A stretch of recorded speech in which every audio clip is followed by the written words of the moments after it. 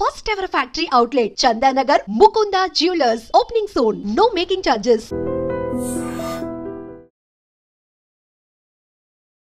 Hi hello నమస్తే welcome back to iDream Media. ఈరోజు మనతో ఉన్నారు సర్టిఫైడ్ ఫైనాన్షియల్ ప్లానర్ అయిన రామచంద్రమూర్తి గారు. ఒకసారి మార్కెట్ అప్డేట్ ఏంటో తెలుసుకుందాం, అది గ్రీన్లోకి వెళ్ళడానికి గల బలోపేతమైన రీజన్స్ ఏంటో కూడా తెలుసుకుందాం. నమస్కారం సార్. నమస్తే అండి సార్, ఒకసారి మార్కెట్స్ చూసుకున్నట్లయితే Nifty 24,250, Sensex 79,836, bank Nifty 55,000 change, IT Nifty 35,312 దగ్గర ఉన్నాయి. సో మార్కెట్స్ అనేవి లాస్ట్ 5 months, 5 months అనేవి కూడా చాలా బాధాకరంగా బ్లడ్ బాత్ ఇలా రకరకాల మాటలన్నీ వాడచ్చు అనమాట. అయితే ఇప్పుడు గ్రీన్లోకి వెళ్ళడానికి మెయిన్ రీజన్స్ ఏంటి, గ్లోబల్ ఫ్యాక్టర్స్ ఏంటి, డొమెస్టిక్ ఫ్యాక్టర్స్ ఏంటి చెప్తారు? గ్రీన్లో రావడానికి ఏమైందంటే సార్, ఇప్పుడు ఫస్ట్ ట్రంప్ గారిని చెప్పాలి. ఆయన వల్ల అసలు మార్కెట్స్ పడ్డాయి, ఆయన వల్ల రికవర్ అయినాయి. మేజర్గా ట్రంప్ గారు ఎప్పుడైతే 90 days రిలీఫ్ ఇచ్చారో అదొక పెద్ద రిలీఫ్ అనమాట గ్రీన్లో. సో దాని తర్వాత అడ్వాంటేజ్ ఏంటంటే మనకి మెయిన్ మా ఇండియా మార్కెట్కి ఏంటంటే 2 times సపోర్ట్ దగ్గర ఆగిందనమాట. 23,000 మేజర్ సపోర్ట్ తీసుకుంది. సో అప్పటికే మేజర్ కంపెనీస్ అన్నీ కూడా వీక్లీ చార్ట్స్ పాజిటివ్కి వచ్చాయి. సో ఇప్పుడు దానివల్ల ఏమైందంటే హెవీగా బయింగ్ జరిగింది. అంటే ఎప్పుడైతే ఎవరైతే మార్కెట్ కరెక్షన్ అయింది, ఓవర్ వాల్యుయేషన్ అయిపోయింది ఇండియన్ మార్కెట్ అని కనుక వచ్చిందో, అది ఇప్పుడు అండర్ వాల్యుయేషన్ అవ్వటం వల్ల ఎఫ్ఐఎస్ ఏం చేశారంటే ఆ అండర్ వాల్యుయేషన్ని వాళ్ళు మళ్ళీ ఎంటర్ అవ్వాలి. సో దానివల్ల ఏమైందంటే ఒక్కసారిగా మార్కెట్స్ వచ్చాయి. తర్వాత యూఎస్లో ఏమైందంటే డాలర్ ఇండెక్స్ తగ్గటం వల్ల డాలర్స్ మొత్తం బయట కంట్రీస్కి వచ్చాయి. ఆ బయట కంట్రీస్లో ఫేవర్ కంట్రీ ఏంటంటే ఇండియా కాబట్టి ఇండియాని పట్టుకున్నారు. సో అటు ఎఫ్ఐఎస్, ఇటు రీటైల్ క్లయింట్స్, ఇటు డిఐఎస్ అందరూ బై చేయడం వల్ల మార్కెట్స్ విపరీతంగా చాలా నాన్ స్టాప్ ర్యాలీ వచ్చింది. తర్వాత ఏంటంటే ఈ HDFC bank, ICICI bank results చాలా బాగా వచ్చాయి. దాంతో హెచ్డిఎఫ్సి బ్యాంక్ ఏంటంటే మొత్తం లీడ్ చేస్తుంది. 2 బ్యాంక్స్ కలిపి దాదాపు 30% వెయిటేజ్ ఉంది ఇండెక్స్లో, కాబట్టి వాటిని బాగా తీసుకొచ్చేసారు. సో ఎప్పుడైతే మెయిన్ లీడర్స్ ముందుకు వెళ్ళిపోయారో ఫాలోయర్స్ అందరూ, లాగర్స్ అన్నీ కూడా వాటిని ఫాలో అవుతాం. సో విపరీతమైన బయింగ్ వచ్చింది.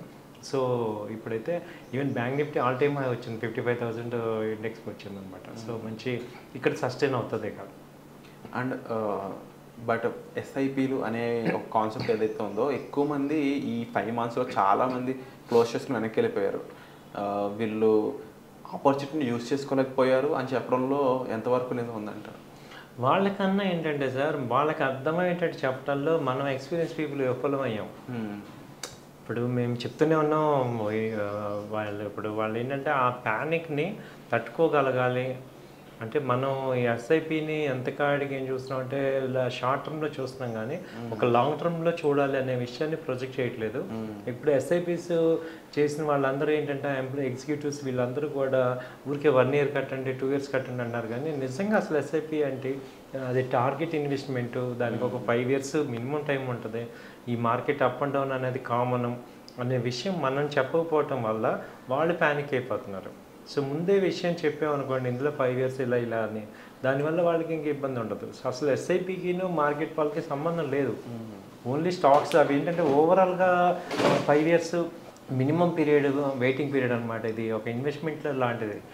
ఇప్పుడు మీ వీడియో రూపంగా నేను చెప్పేది ఏంటంటే, ఎస్ఐపి ఇన్వెస్ట్ చేస్తున్నాం అంటే మినిమం 5 years మనం పెట్టుకుంటే కానీ దానిలో ఒక మంచి అవుట్పుట్ రాదు. కాబట్టి షార్ట్ టర్మ్ మార్కెట్స్ని దాన్ని ఎఫెక్ట్ అవ్వదు.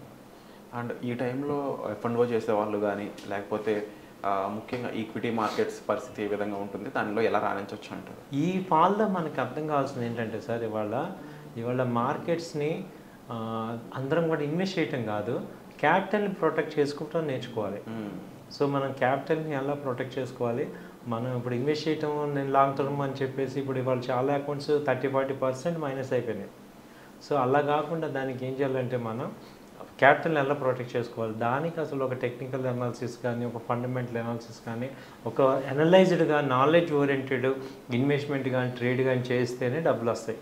లేదంటే చాలా ఫాలో అవుతున్నాయి. సో ఇవాళ మనందరం అర్థం చేసుకోవాల్సింది ఏంటంటే, ఇదేమీ క్యాజువల్గా లేదు, ఒక నాలెడ్జ్ ఓరియంటెడ్గా డెసిషన్ తీసుకుంటేనే వర్కౌట్ అవుతుంది. And at the same time ఈ మార్కెట్స్ అనేవి ఎప్పుడైనా సరే వోల్టైల్గా ఉంటాయని చెప్పేసి చెప్తూ ఉంటారు అందరూ కూడా. అండ్ ఈ ఇయర్ అంతా కూడా ఇలాగే వోల్టైల్గా ఉండడానికి ఎక్కువ స్కోప్ ఉంది. ఎందుకంటే లాస్ట్ ఇయర్ చూసుకున్నట్లయితే ఒక ప్రాఫిట్ మేకింగ్ అనేది చాలా బాగా అనిపించింది. బట్ 2025 విషయానికి వచ్చినప్పటికీ సేమ్ అప్లికేబుల్స్ అనేవి లేవనిపిస్తుంది. మీరేమంటారు? కరెక్టే అంటున్నారు సార్. దానికి కూడా ఎందుకంటే అప్పుడున్నంత ఇది ఇప్పుడు 2025 అంటే వన్ సైడ్ ఉంది, అంటే అంత ర్యాలీ వెళ్ళిపోయింది. సో ఇప్పుడు ఏమందంటే మళ్ళీ అంత పీక్ వెళ్ళడానికి కావాల్సిన గేరప్ ఇంకా రాలేదు, అంత అన్సర్టనిటీ ఉంది. బట్ ఏంటంటే స్లోగా మూవ్ అవుతుంది. బట్ వరల్డ్తో పాటు మనం చూసుకుంటే వరల్డ్ కన్నా కొంచెం అహెడ్లోనే ఉన్నాం. సో కాబట్టి ఏంటంటే మనం ఇంకా ఇలా జరుగుద్దని చెప్పలేం, కానీ డౌన్ సైడ్ అయితే హాల్ట్ అయింది, అప్ సైడ్ అయితే ప్రొజెక్షన్ ఉంది.